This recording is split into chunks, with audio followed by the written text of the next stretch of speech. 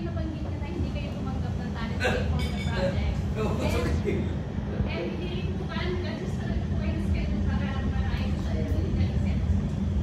actually, hindi naman sa hindi ako tumanggap ng budget. At that time kasi, parang, of course, si Direk Gale is like, parang baby ng mga grupo namin doon eh. Palagi doon sila, G-Ward, and sila Direk Mario.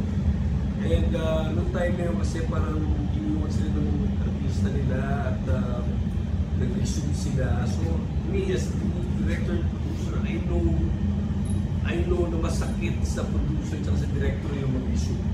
Alam naman natin yan sa industriya. Pag nag-resume, alam mo, nagtapon ng pera yung producer and director.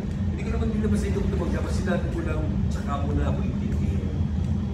Shoot mo na natin to, huwag nyo ko intindihin. Nagbigay pa rin yan, hindi sa ito tumaga. Pinabutan pa rin ako nila ng producer. Pero hindi ko na hindi ko siya siningil.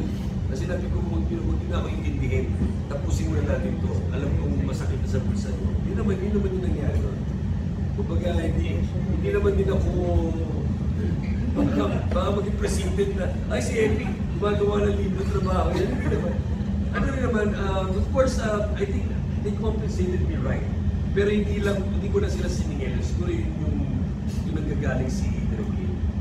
Kasi nga, alam ko na butas yung bulsa nila nung iwan sila ng artist nila. Diba? And for my last question, that theme of the movie is called Mental Health. Gano'n po kayo importante sa inyo theme of the movie? Well, ako kasi dahil kong kaibigan na nagpakamatay ang anak. I mean, I won't name names, but you can put one and two together, di ba? Mga tumalo ng building, yung mga kaibigan tayong artista tumalo ng building, yung mga pakamatay ang anak, yung mga kaibigan akong gano'n, yung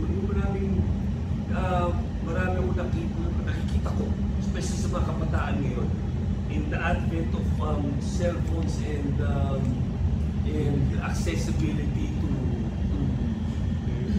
to unrated materials. Diba? Sa YouTube lang, wala na NTRC. I mean, you can press it, you know. It's free for all. So, in the advent of these materials being out there, kailangan maging responsible din tayo in terms of teaching them about mental health and how they can cope up with it or how they can putukon, at least putukon. Diba? So, films like this, I admire. Filmmakers like Direk Gale, I admire because hindi formulaic or naka-formula yung mga pelikula ginagawa niya. And I guess yun yung dapat natin, siguro kaya tayo nandito, para tulungan kami ikalat sa mundo na, especially sa mga tao na nagsasuffer ng mental health, na may mga pelikulang katulad nito that can address issues like this.